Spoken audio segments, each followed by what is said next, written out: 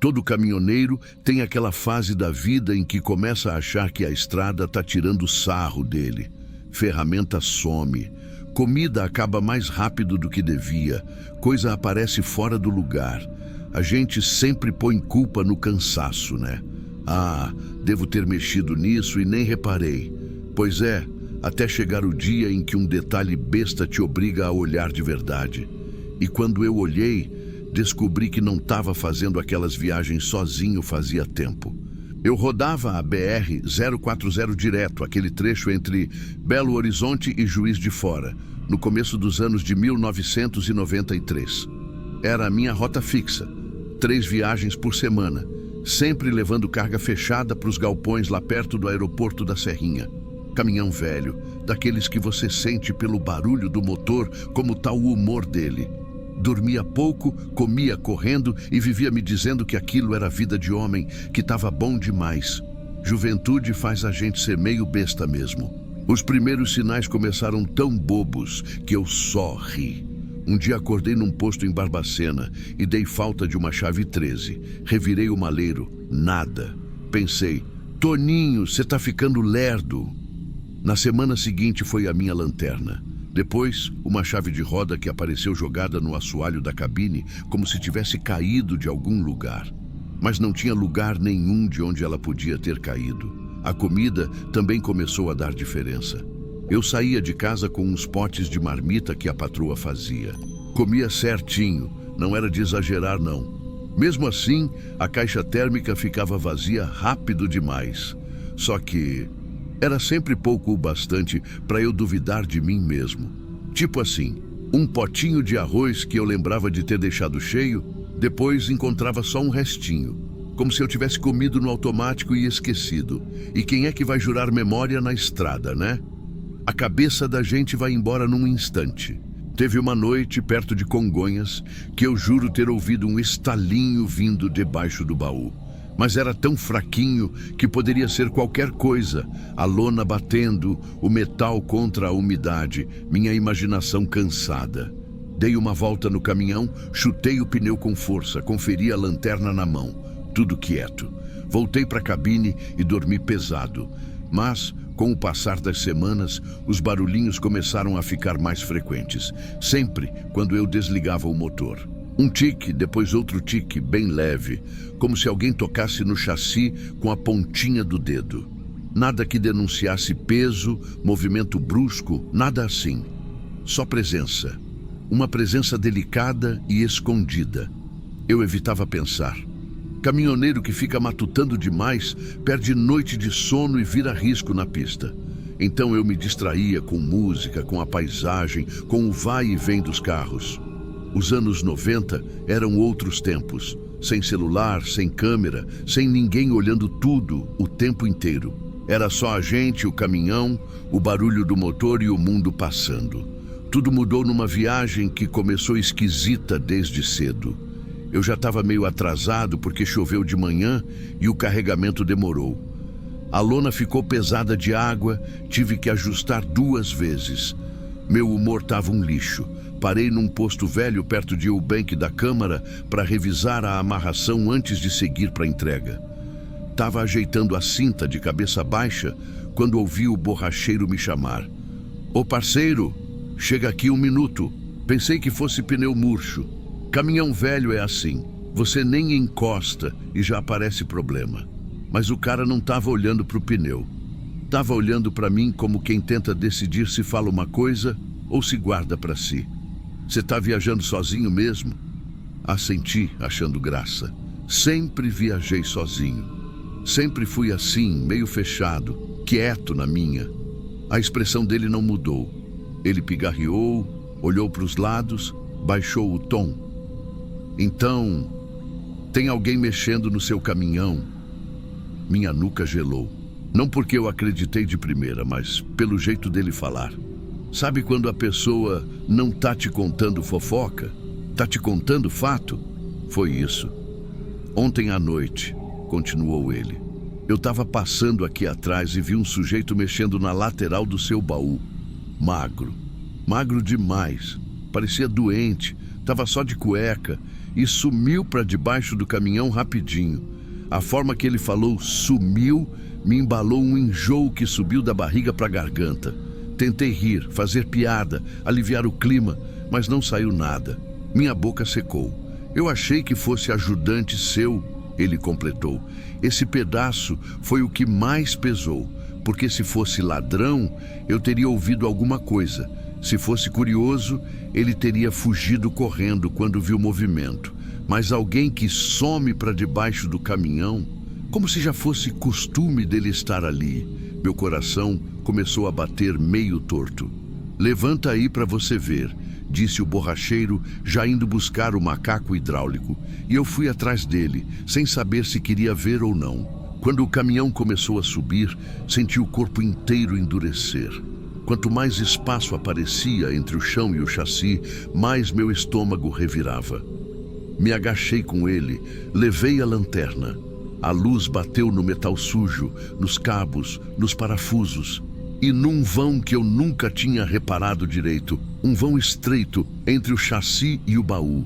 Estreito demais para alguém normal entrar, mas não para alguém muito magro. O borracheiro aproximou a lanterna dele. A luz encontrou algo que não devia estar ali. Primeiro, vi um pedaço de colchão velho, dobrado como se alguém se encolhesse para caber. Depois, umas latas de comida abertas, amassadas, uma garrafa plástica com água suja, uma camiseta de criança, azulzinha, tão encardida que dava até aflição. E mais lá no fundo, marcas de dedos, como se alguém se apoiasse ali para se arrastar de um lado para o outro. Eu não sei explicar direito o que aconteceu comigo naquele instante. Foi como se todo o oxigênio tivesse sido arrancado do ar. Senti um peso no peito, as mãos formigando, um calor subindo para o rosto e ao mesmo tempo um frio nas costas que me fez tremer. Minha voz não saiu, nem a dele. A gente ficou alguns segundos só olhando aquela toca improvisada. Aquele microespaço que eu carreguei por semanas com alguém dentro, alguém que comia minha comida, que mexia nas minhas coisas, que dormia enquanto eu rodava quilômetros e mais quilômetros, sem imaginar que tinha um corpo a poucos centímetros de mim. Um corpo que respirava enquanto o motor vibrava. Um corpo que acordava toda vez que eu parava. Um corpo que se esgueirava para dentro e para fora sem que eu percebesse nada. Quando finalmente consegui me levantar, minhas pernas estavam bambas. Dei 2 passos para trás, quase tropecei no macaco. O borracheiro só balançava a cabeça como quem diz, não sei nem o que te falar. A primeira coisa que pensei foi, cadê ele agora? E essa pergunta bateu mais forte do que qualquer medo de assombração. Porque ao contrário de espírito, esse homem era real, de carne e osso, e doente pelo jeito. Fome, magreza extrema, sei lá mais o quê. Procurei em volta do posto, chamei o gerente. Fizeram ronda pelos fundos. Nada, nenhum vestígio, nenhuma pegada na lama, nenhuma peça de roupa largada, como se ele tivesse evaporado. Fiz boletim de ocorrência, claro. Falei com polícia, com gente da empresa, com colega caminhoneiro. Todo mundo ficava arrepiado só de imaginar, mas achar ninguém achou. Sumiu no mundo. Voltei para a estrada com um medo que eu nunca tinha sentido antes. Um medo diferente. Não era de acidente, não era de ladrão, era da ideia de convivência sem saber, da presença grudada no meu dia a dia. Alguém que viveu comigo semanas inteiras, escondido ali, comendo meus restos, observando meus horários, esperando eu dormir. Nas paradas seguintes, eu não conseguia mais relaxar. Cada estalo do caminhão me fazia virar para trás.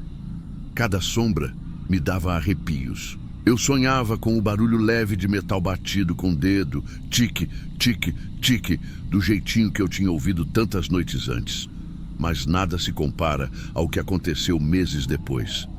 Na revisão geral do caminhão, lá em Belo Horizonte, o mecânico me chamou com a testa franzida. Toninho, dá uma olhada nisso aqui.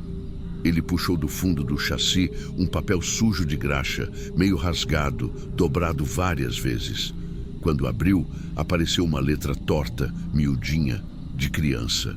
Aquelas letras que você vê em caderno escolar da primeira série, no meio do papel escrito assim: "Obrigado por me levar para longe." Meu corpo inteirinho travou.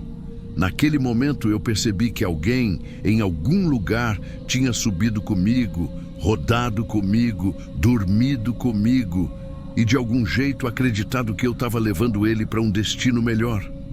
Como se eu tivesse sido abrigo, transporte, fuga. E nunca soube. Nunca soube quem era. Nunca soube de onde veio. Nunca soube para onde foi. Mas eu lembro do que senti naquele dia. E sinto até hoje. Porque o perigo não estava na estrada. Estava viajando comigo. Silencioso. Escondido. A menos de 20 centímetros do meu corpo. E se o borracheiro não tivesse falado comigo naquela manhã chuvosa, eu estaria contando essa história até hoje, sem fazer ideia de que por semanas inteiras tinha um homem respirando, observando e sobrevivendo ali, na sombra do meu próprio caminhão. Se esse relato te arrepiou do jeito que me arrepiou contar, já aproveita e se inscreve no canal. Aqui a gente traz histórias reais que nunca chegam nos jornais, mas ficam guardadas na memória de quem viveu. Deixa seu like, ativa as notificações e vem fazer parte dessa comunidade que não tem medo da verdade, que anda na escuridão da estrada.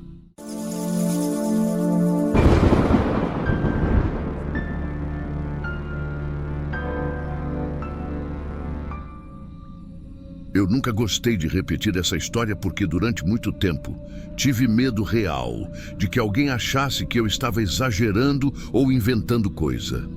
Hoje, já adulta, consigo falar com mais calma. Mas naquela época eu realmente achei que ia morrer dentro daquela piscina vazia. E o que ficou marcado em mim, literalmente, durou mais do que alguns segundos de susto. Isso aconteceu quando eu tinha 17 anos. E vou começar do jeito que minha cabeça revive sempre que lembro, com o som do meu nome ecoando onde não havia ninguém. O clube de bairro onde eu cresci estava reformando a piscina grande. Era uma manhã de sábado, de férias, e eu tinha ido até lá com minha irmã mais nova para resolver uma bobagem. Ela tinha esquecido uma bola dentro da piscina vazia no dia anterior. A obra estava parada no fim de semana, portão aberto, ninguém fiscalizando. Eu me ofereci para descer e pegar, porque a escada ainda estava lá, inclinada no fundo seco, apoiada no azulejo sujo de poeira. Lembro das folhas acumuladas, do cheiro de cimento fresco e do silêncio que só existe em estruturas enormes quando estão vazias, como se todo o som tivesse sido aspirado. Desci a escada devagar, sentindo cada degrau tremer um pouquinho sob meu peso.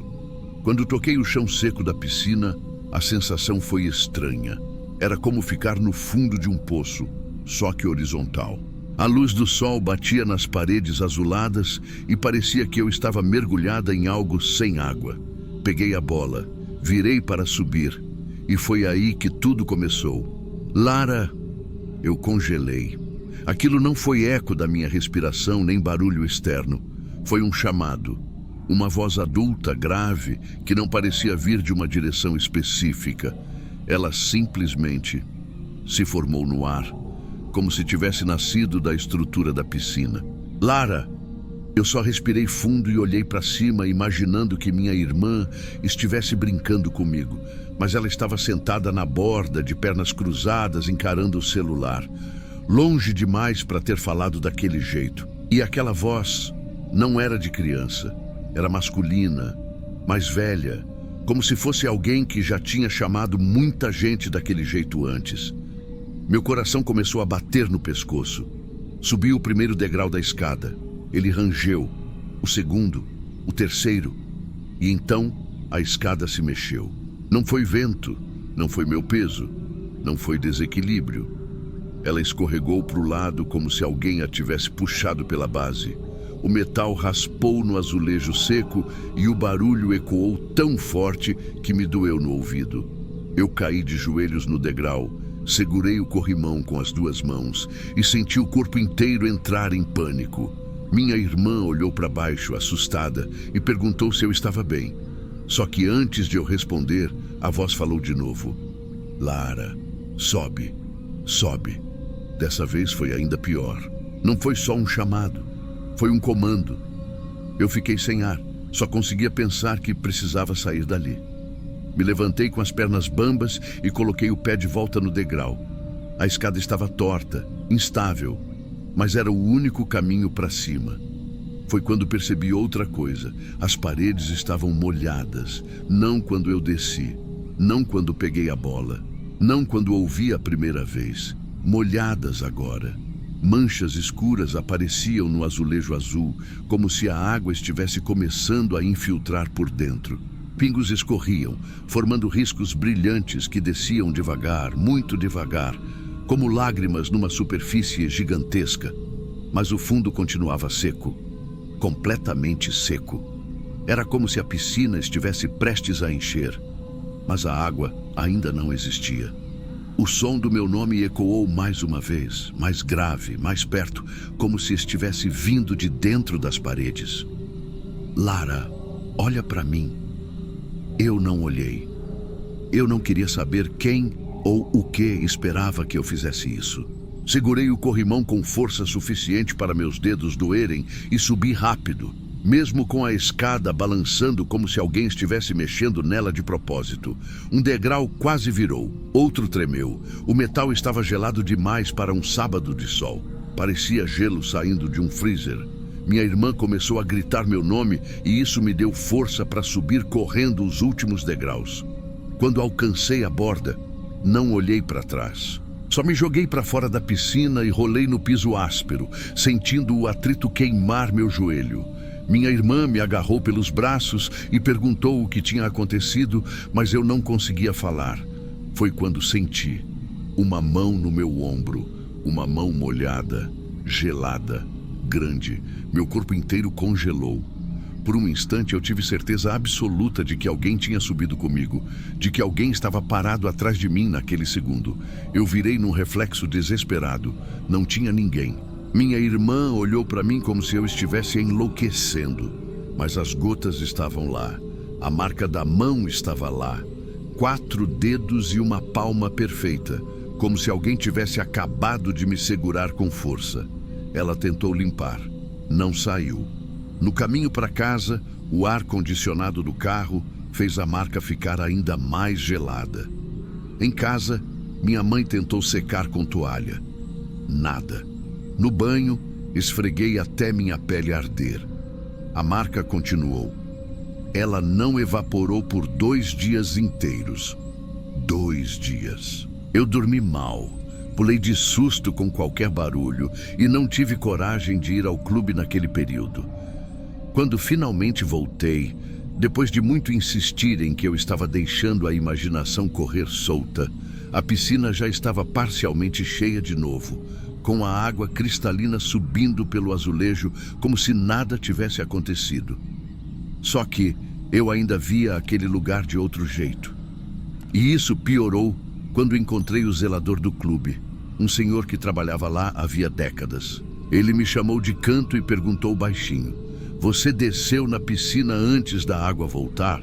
Eu disse que sim, desconfortável. Ele respirou fundo, como quem conclui algo que já sabia. "Pois é, você não devia ter feito isso. Aquela estrutura, guarda-som. A gente sempre ouviu coisas lá dentro quando ela estava vazia." Eu tentei rir, mas minha voz falhou. "Que tipo de coisas?" Ele olhou para os lados e respondeu quase sussurrando: "Chamados, vozes repetindo nome de gente. Igual o caso daquele menino, no ano em que a piscina ficou vazia por causa da reforma antiga."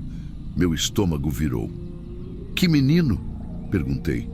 E ele, com o jeito mais sério que já vi naquele rosto, disse: "Um adolescente que apareceu afogado lá nos anos 80.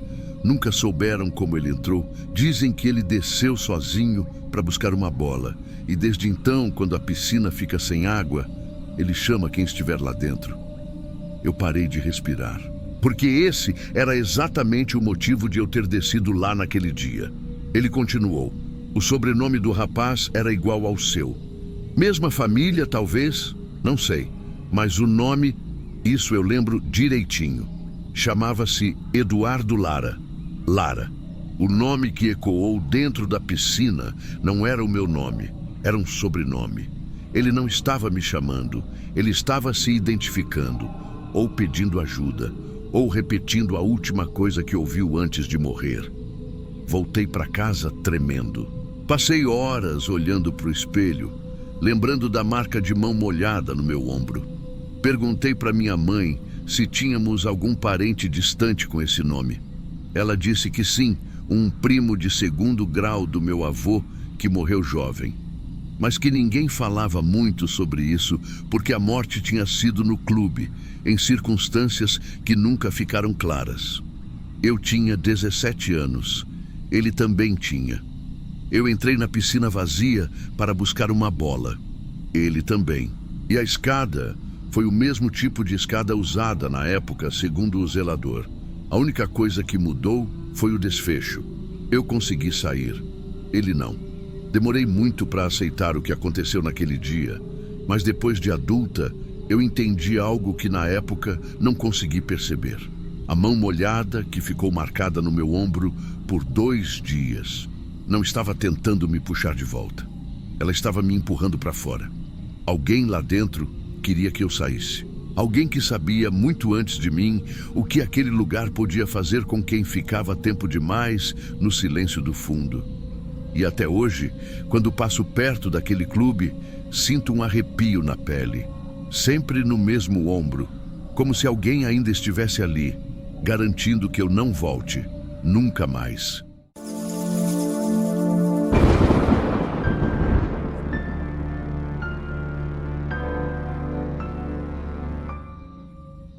Aquela noite começou diferente de um jeito que na hora nem pareceu importante. A TV fazia aquele chiado baixo de sempre, um jornal repetindo coisas que já tinham passado no início da semana, e o ventilador virava de um lado para o outro, fazendo um barulho que eu já conhecia de cor, quase como um tique nervoso. Só que mesmo com tudo tão igual, havia uma sensação que não combinava com a rotina da casa. Um peso, sabe? Como quando a gente entra num lugar que não visita há anos e o ar parece mais parado do que deveria. Minha mãe dormia no sofá, daquele jeito torto que ela sempre ficava, depois de resistir até o último minuto para não ir para o quarto. Desde que o médico falou que era demência leve, mudou tudo. Ela ficou mais confusa, mais repetitiva, mas também mais frágil. E por algum motivo, dormir no sofá dava a ela a impressão de que estava menos sozinha. Eu tentava não contrariar. No fundo, eu tinha medo de magoar ela com qualquer palavra mais atravessada. A vida tinha dado uma virada de cabeça para baixo para mim também. Trabalho apertado, aluguel atrasado. Mas o que realmente pesava era sentir minha mãe escapando um pouco mais a cada semana. Naquela noite abafada, enquanto tentava fingir que estava prestando atenção na TV, notei que ela falava sozinha de novo. Palavras soltas, algumas que eu reconhecia, outras que pareciam inventadas. Ela fazia isso quase sempre e geralmente eu deixava. Só que naquela hora, não sei bem porquê, me deu um aperto no peito. Uma sensação de que a casa toda estava escutando. Eu desliguei a TV para ver se ela acordava, mas ela só virou para o outro lado. O silêncio que veio depois não era normal. Sabe quando fica tão quieto que parece que o ar engrossa? Foi exatamente assim. A escada de madeira que levava para o segundo andar sempre rangia à toa. Mas, naquela noite, eu ouvi um rangido diferente. Parecia mais pesado, como se alguém tivesse colocado peso de verdade no degrau. Eu lembro que virei o rosto devagar, tentando escutar melhor. Por um segundo, eu achei que fosse impressão, até que o segundo rangido veio logo atrás. Minha mãe continuava dormindo. O ventilador fazia o mesmo barulho cansado de sempre. Nada parecia fora do lugar, mas alguém estava lá em cima. "Mãe!" Falei no automático, já me corrigindo na cabeça, porque ela estava ali na minha frente. Mãe! Nenhuma resposta. Fiquei parado um tempo encarando a escada como se ela fosse me devolver alguma explicação, mas não devolveu. A luz da cozinha ficava bem atrás de mim e deixava só um pedaço da sala iluminada. O resto da casa parecia mergulhado em sombras, como se a noite tivesse escorrido para dentro. Subi o primeiro degrau com cuidado, pensando, é a madeira velha, só isso. Mas conforme fui subindo, percebi que não era só. Tinha uma presença. Não era exatamente barulho nem movimento, era a sensação de que alguém estava no topo da escada, me esperando. O corredor do segundo andar sempre foi um pouco escuro. A luz queimou há meses e a gente nunca trocou. Ficava só aquela claridade fraca vindo do quarto da minha mãe, porque ela insistia em deixar a janela aberta para entrar vento, mesmo que quase nunca entrasse vento nenhum. Quando cheguei no último degrau, respirei fundo e foi aí que vi uma cabeça, não inteira no claro, só a parte do rosto espiando pela quina do corredor, como se estivesse tentando medir quem estava subindo. A postura me pegou de um jeito que até hoje eu tenho dificuldade de explicar. Não era natural. Não era uma pessoa parada. A cabeça estava numa altura estranha, baixa demais para alguém de pé, mas alta demais para alguém sentado. Como se o corpo tivesse grudado na parede e se esticado de um jeito que corpo nenhum devia. Minha primeira reação foi pensar que era minha mãe. Foi rápido, quase automático. O tipo de pensamento que aparece antes mesmo de fazer sentido. Mas no instante seguinte, eu entendi que não tinha como ser ela. Minha mãe não conseguia mais ficar agachada daquele jeito nem por 10 segundos, quanto mais naquela posição, totalmente parada, com o rosto inclinado. Mãe! Saiu tão baixo que nem parecia minha voz. A cabeça, sem qualquer hesitação, recuou para trás. Não virou, não se levantou, não se mexeu como uma pessoa se mexe. Simplesmente deslizou, como se alguém tivesse puxado. Foi aí que senti o arrepio mais violento que já tive na vida. Não começou nas costas, como acontece geralmente. Começou no peito, como se o coração tivesse batido errado, e daí subiu pela garganta, pelo couro cabeludo, até deixar meu corpo inteiro travado. Fiquei uns segundos sem saber se subia mais um passo ou se voltava correndo. Mas a pior parte é que naquele instante eu tive a sensação muito clara, quase uma certeza, de que a cabeça ainda estava ali, só alguns centímetros atrás da quina, esperando eu fazer alguma coisa. Estiquei a mão devagar e apertei o interruptor da luz do corredor. A lâmpada piscou uma vez, duas, e acendeu. Nada. O corredor estava vazio. O chão de madeira, arranhado pelos anos, não tinha marcas recentes. Os quartos estavam com as portas entreabertas, do jeito de sempre. Tudo parecia tão normal que chegou a me dar raiva. Uma parte de mim queria que tivesse alguma coisa para provar que eu não estava ficando louco. Olhei o quarto da minha mãe. Cama arrumada, janela aberta, cortina balançando devagar com o vento fraco da madrugada. Tudo igual ao habitual. Desci a escada ainda tremendo. A sala estava do mesmo jeito que eu tinha deixado. Minha mãe dormia. E eu tive certeza absoluta de que não tinha sido ela lá em cima. Não naquele estado, não daquele jeito, não naquela postura impossível. Verifiquei portas, janelas, trancas. Tudo fechado, nada mexido. Fiquei acordado até o sol nascer, sentado na mesa da cozinha, encarando a escada como se ela fosse me devolver respostas que eu já sabia que não viriam. No dia seguinte, quando resolvi dar uma organizada na casa, tentando me convencer de que a noite anterior tinha sido algum tipo de alucinação por cansaço, notei que a porta do quarto da minha mãe lá em cima estava aberta. Não muito, só um palmo. O suficiente para mostrar que alguém tinha colocado a mão ali. No chão, entre o final do corredor e a entrada do quarto, havia marcas no pó. Não eram pegadas completas, mas eram pisadas pequenas, finas, mais estreitas do que as da minha mãe. e definitivamente mais leves. Eu fiquei olhando aquilo um bom tempo. Parecia que o corredor inteiro estava esperando minha reação. Mas eu não consegui chamar ninguém, nem falar nada. O medo veio tão rápido que eu simplesmente voltei para a sala. Sentei e fiquei encarando a parede, tentando respirar fundo. Uma parte de mim tentava achar uma explicação. Podia ser algum técnico que tinha vindo semanas antes mexer na caixa de luz. Podia ser alguém que entrou quando a gente estava distraído. Mas no fundo, eu sabia que era mentira. Essas pegadas eram recentes. E eu tinha limpado aquele corredor 2 dias antes. Não contei para minha mãe. Ela não tinha estrutura para isso. E, sinceramente, eu também não sabia por onde começar. Nos dias seguintes, comecei a reparar em pequenas coisas fora do lugar. Uma xícara um pouco mais afastada na pia.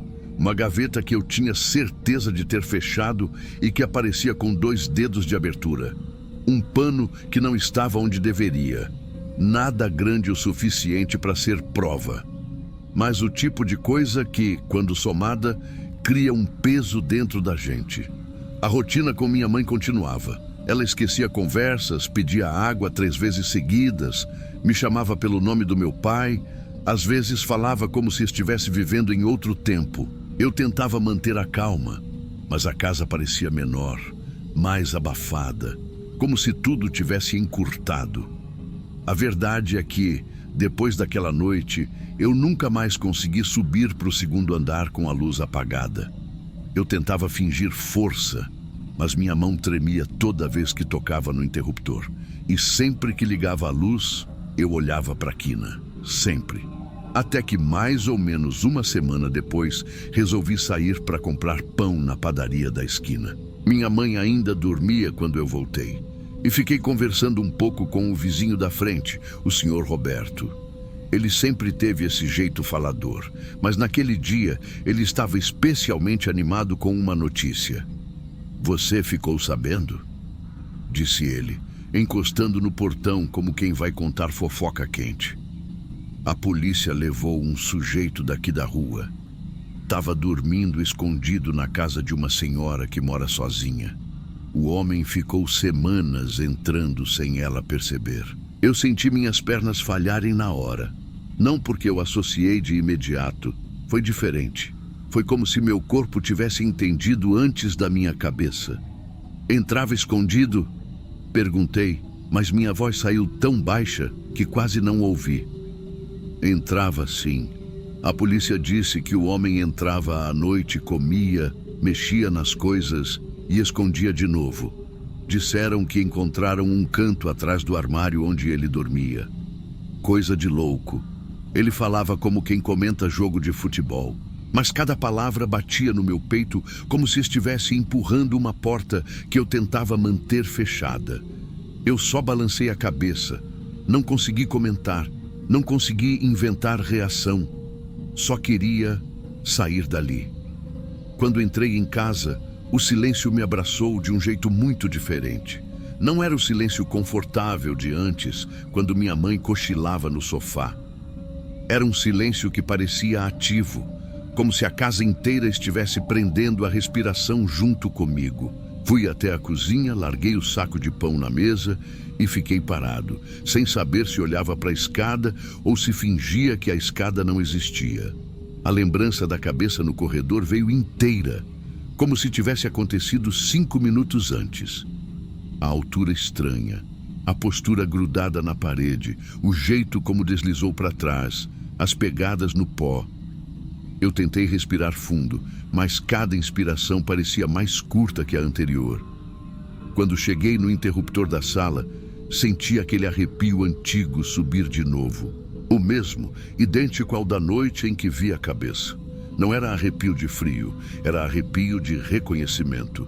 Como se o corpo lembrasse do que os olhos não queriam lembrar. Apaguei a luz.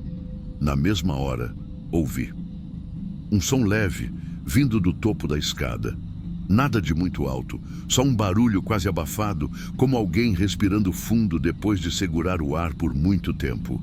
Eu fiquei imóvel. Cada parte do meu corpo parecia ter parado num instante, como se eu tivesse me transformado em outra peça da mobília.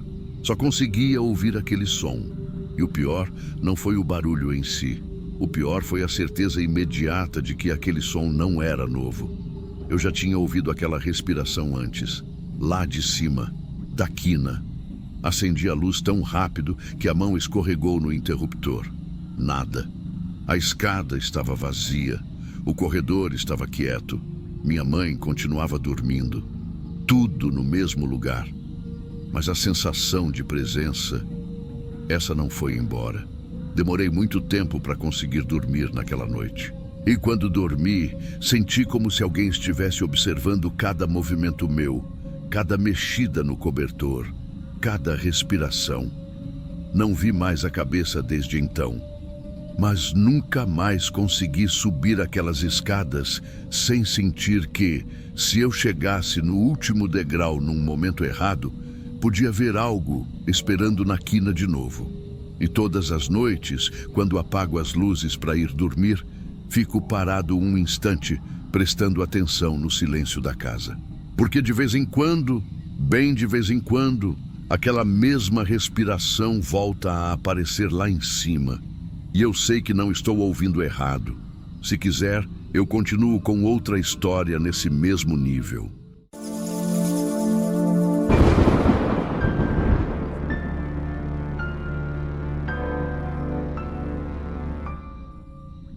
Parecia só mais um turno daqueles de esticar o olho para a câmera e caminhar devagar pelo estacionamento.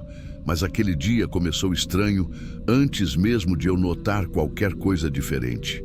O vento seco vindo do centro soprava papel velho pelo chão e a porta do container onde eu ficava rangia como se alguém tivesse acabado de entrar. Só que ninguém tinha. Eu já estava com aquela sensação de que algo fora do lugar ia aparecer. Mas não falei nada para ninguém, porque se tem uma coisa que vigilante aprende, é aguardar as pulgas atrás da orelha até ter certeza de que não é paranoia.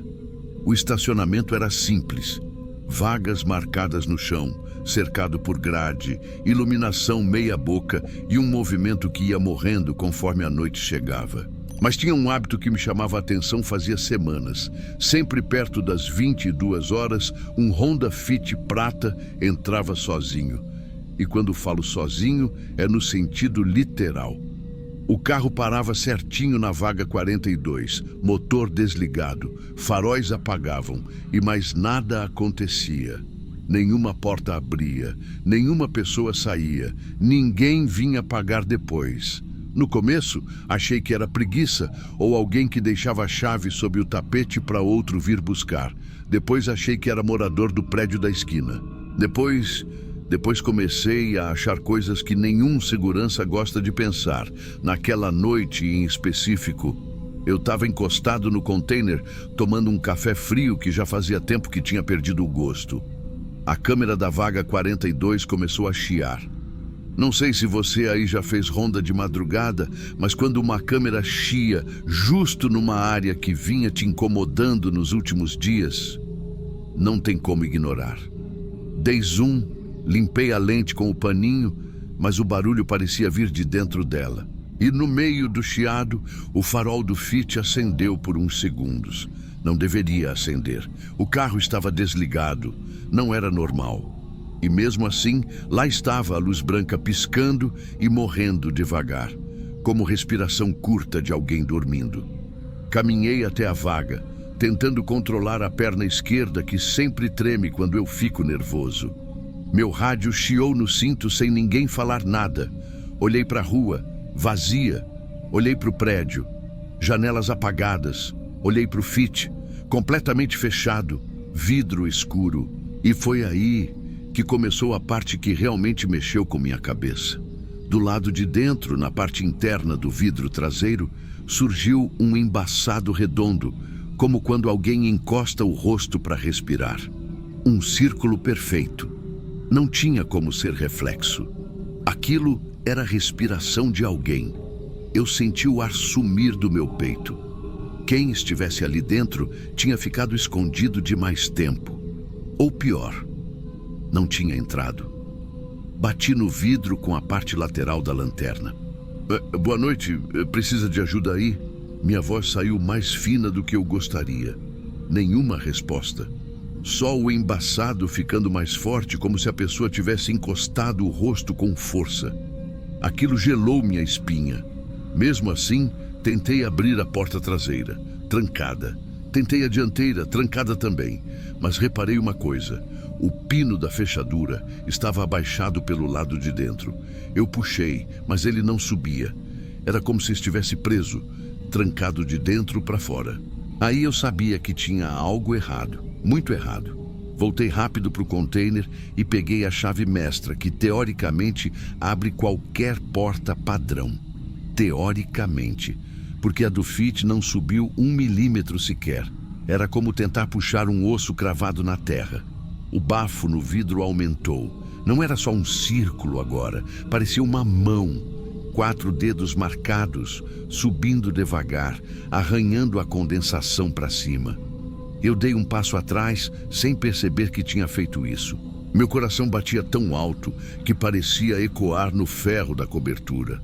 Pensei em chamar a polícia, mas se fosse algum morador que tinha passado mal, se o carro fosse adaptado e a pessoa tivesse tido um desmaio, eu não queria esperar alguém morrer lá dentro enquanto eu ficava de braços cruzados. Fingi coragem, respirei fundo, olhei para os lados e me preparei para abrir o porta-malas usando um truque que aprendi anos atrás com outro vigilante. Consegui destravar parcialmente a tranca do porta-malas, usando a chave de impacto que a empresa permitia para emergências.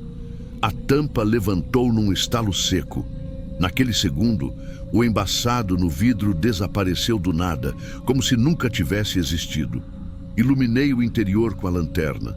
O carro estava completamente vazio. Nenhum papel, nenhuma mochila, nenhum cheiro humano recente. Só o banco traseiro com marcas profundas. Mas não eram marcas de objeto. Eram arranhões, longos, paralelos. Como se unhas tivessem cavado o estofado com força suficiente para rasgar camadas. Meu estômago virou. Passei a lanterna devagar entre os bancos e percebi que a espuma interna também estava rasgada. Como se alguém tivesse lutado para sair dali. E lutado muito. Mas não tinha sangue, não tinha sujeira, não tinha nada que indicasse que um corpo real tinha estado ali naquela noite.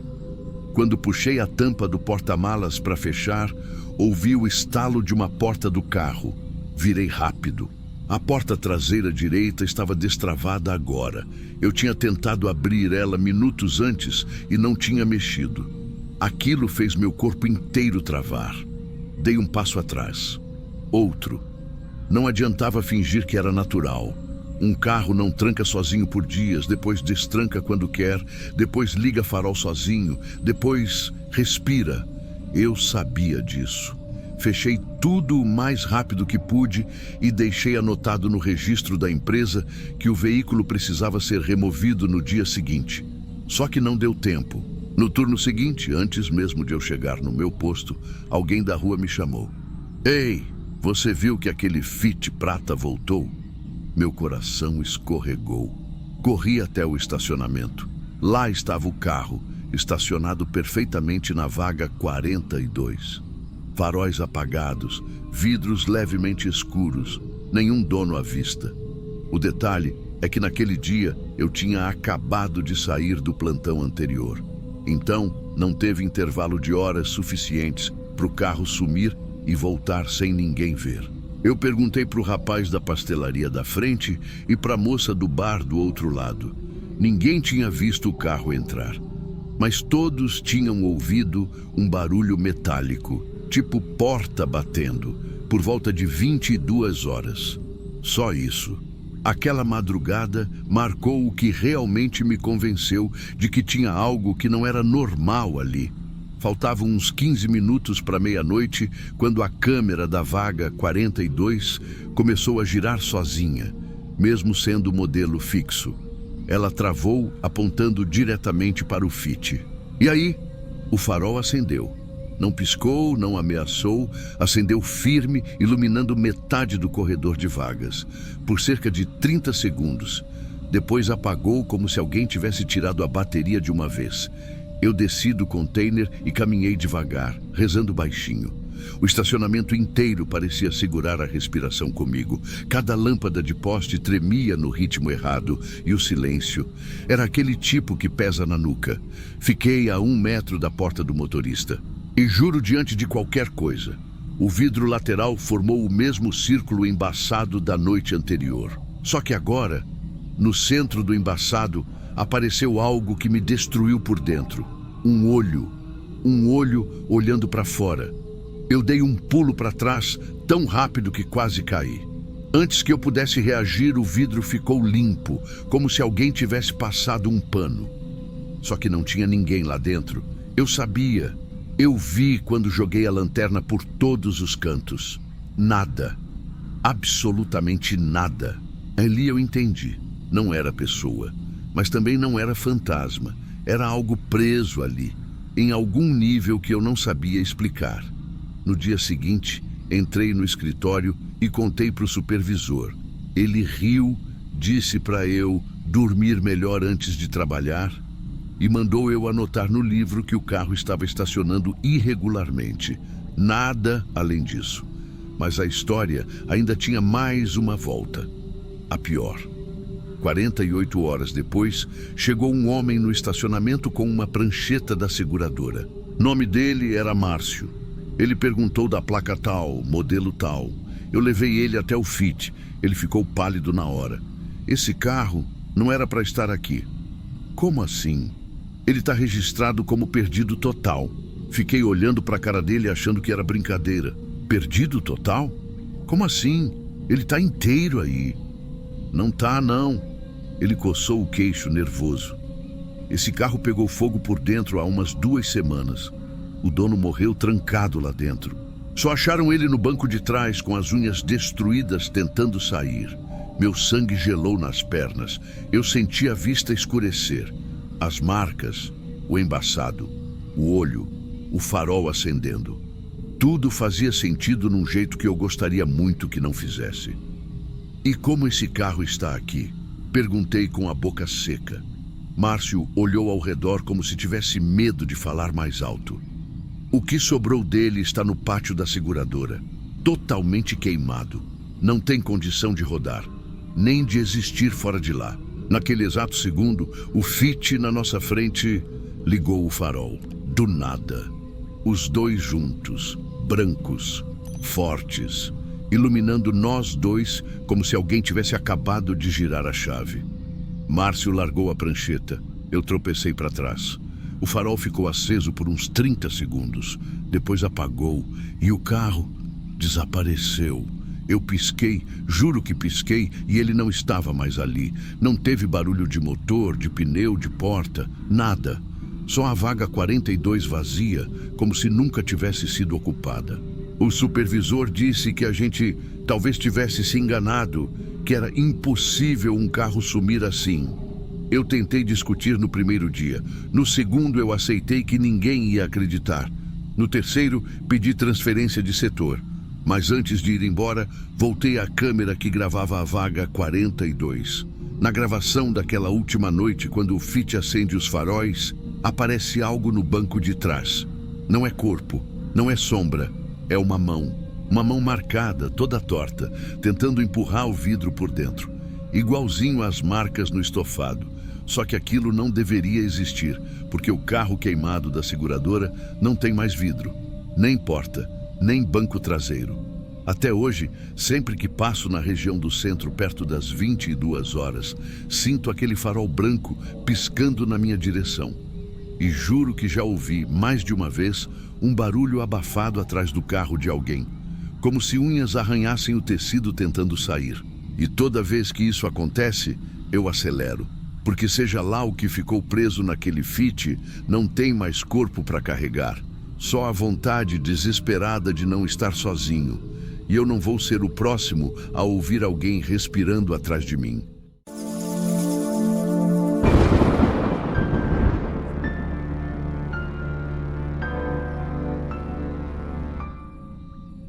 Difícil esquecer o jeito que o palco estava naquele dia.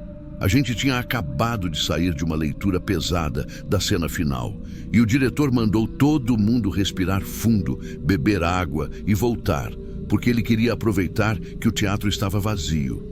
Era um prédio antigo, daqueles que carregam história nas paredes, cheiro de pó misturado com madeira úmida.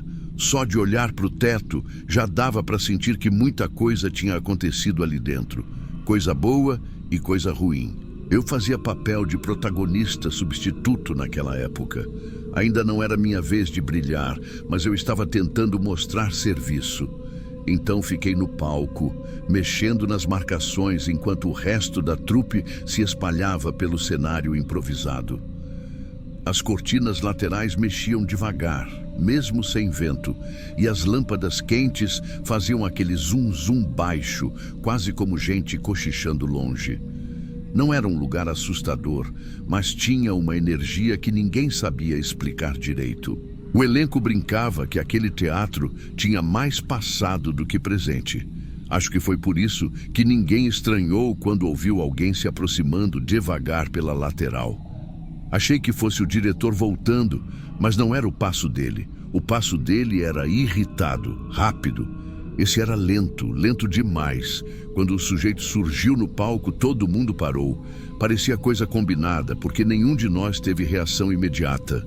Ele era magro, alto, com roupa de época, não figurino moderno, não roupa de alguma apresentação nossa, era roupa antiga mesmo. Meio gasta, camisa social justa demais, calça de corte velho, sapato encerado que brilhava só no bico e o cabelo certinho, como se tivesse acabado de sair de uma barbearia dos anos 60. Ele não olhou para ninguém. Subiu como se fizesse parte da trupe desde sempre.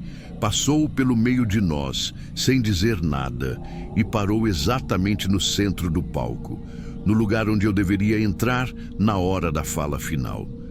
Só depois percebi que ele tinha escolhido a marcação perfeita. Foi então que ele começou a falar. A fala, aquela fala, era de uma peça clássica, dessas que todo estudante de teatro já decorou sem querer. Só que as palavras saíam com uma força absurda, como se ele tivesse vivido cada uma delas. A voz não tremia, não gaguejava. Parecia que preenchia cada canto do teatro, até a plateia vazia. A trupe inteira ficou muda. O som da voz dele era tão limpo que parecia microfonado, só que não tinha microfone nenhum ligado. O diretor apareceu na mesma hora, puto da vida, achando que era algum maluco que entrou para atrapalhar. Ele começou a gritar com o cara, mandando sair, pedindo segurança, dizendo que ensaio não era bagunça. O homem não respondeu, nem piscou. Só continuou a fala cada vez mais forte. Quando os seguranças subiram ao palco, eu gelei. Um deles segurou o braço do sujeito, ou tentou, porque no instante em que a mão encostou nele, o homem simplesmente desapareceu.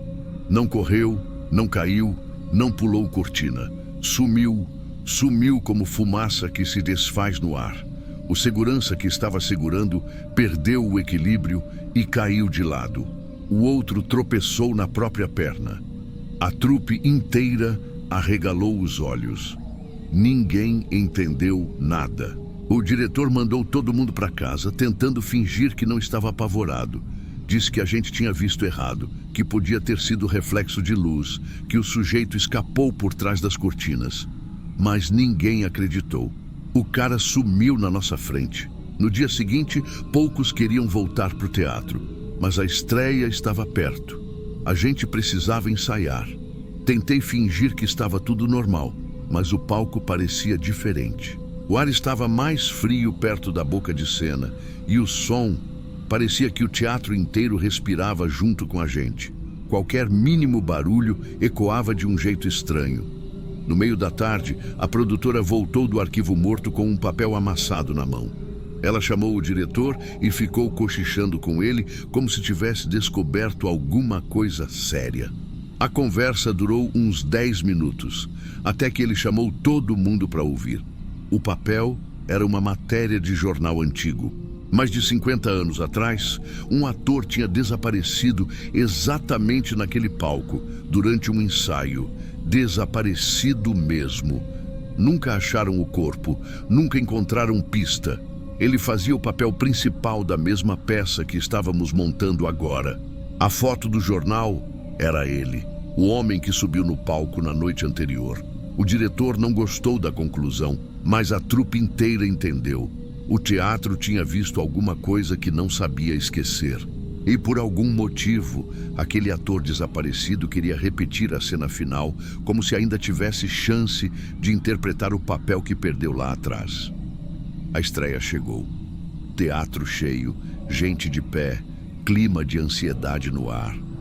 Eu estava com o figurino pronto, maquiagem feita, mas a cena do desaparecimento não saía da minha cabeça.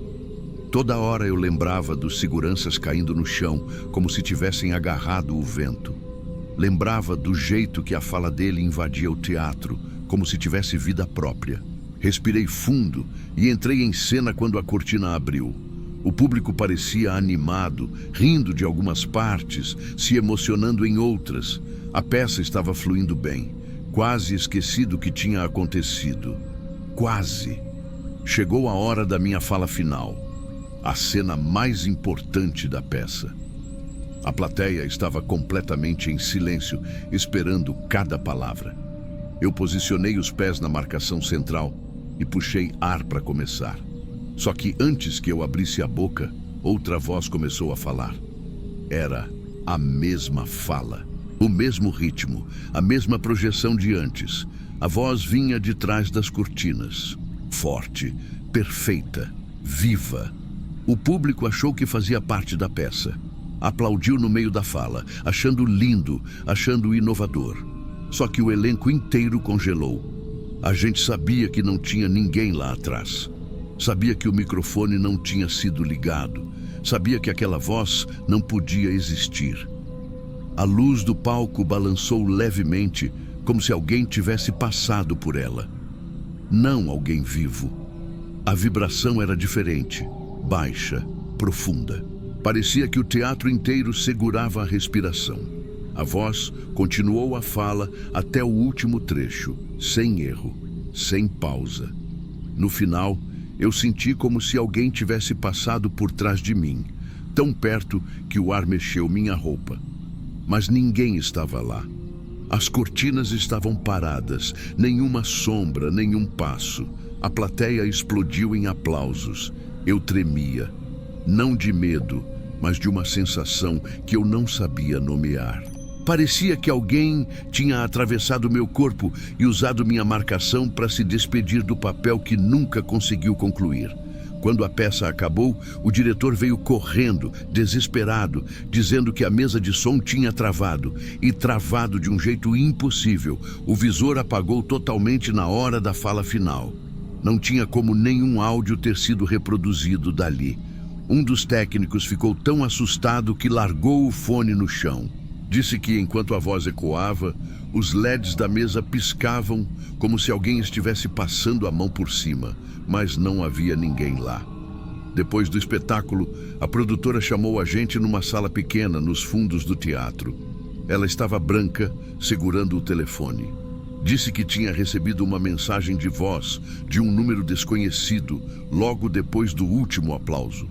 Uma mensagem com exatos 30 segundos. Era a voz dele, a mesma voz, repetindo o trecho final da fala. A produtora deu play. A voz era cristalina, como se o cara estivesse na mesma sala, só que tinha um detalhe que gelou todo mundo. No fundo, atrás da fala, dava para ouvir o ruído do palco antigo. A madeira estalando, o ferro rangendo, o eco vazio do teatro. Tudo perfeitamente audível, como se a gravação tivesse sido feita lá dentro, naquela mesma noite, enquanto a gente estava em cena. Ninguém explicou de onde aquele número veio, nem como a gravação foi parar no celular dela. O técnico da luz jurou que o sinal de Wi-Fi estava desligado. A trupe tentou achar explicação lógica, mas quanto mais procurava, mais impossível ficava. Dias depois, revisaram as câmeras internas do teatro. Esperavam não ver nada, mas tinha algo lá. Na hora da fala final, quando minha marcação estava vazia por menos de 1 segundo, um vulto apareceu atrás de mim. Um vulto com proporção humana, cabelo penteado, camisa clara. Não tinha rosto nítido. Era como sombra de gente, só que com formato perfeito. E quando ele apareceu, as cortinas mexeram como se alguém tivesse tocado nelas ao passar. A gravação termina com o vulto desaparecendo no centro do palco, exatamente no ponto onde o ator tinha sumido lá nos anos 60, durante o ensaio original. No fim das contas, ninguém pediu para cancelar a peça. O público amou. A crítica elogiou a tal voz misteriosa, como se fosse escolha artística. A gente ganhou até matéria em jornal, chamando de releitura ousada do clássico. Mas o elenco sabe a verdade. Só tinha uma pessoa que sabia aquela fala com tanto domínio. Só uma pessoa que se posicionaria naquele ponto exato do palco. Só uma pessoa que desapareceu ali, sem deixar vestígio, 5 décadas atrás. E pelo jeito, ele não tinha desistido do papel, nem da estreia dele. Porque até hoje, em toda a apresentação, bem no último trecho da fala final, a cortina ao fundo se mexe devagar, como se alguém passasse a mão por ela de leve. E a madeira do palco faz aquele mesmo estalo que eu ouvi na noite em que ele surgiu pela primeira vez. Como se estivesse lembrando a gente de que ainda está ali, ensaiando, repetindo a cena que nunca pôde terminar. E pelo visto, não pretende parar tão cedo.